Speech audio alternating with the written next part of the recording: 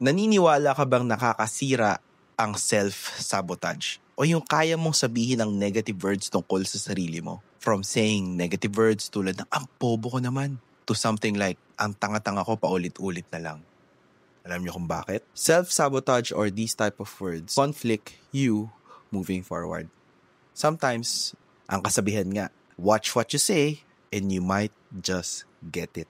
Kasi nga, kung ayaw mo magkatotoo, wag mo nang sabihin. Dahil kung gusto mong maging magaling, maging profitable, at the same time, be the best version ng kung sino ka, yan ang lagi mong sabihin sa tuwing nakikita mo ang sarili mo. Simulan mo doon.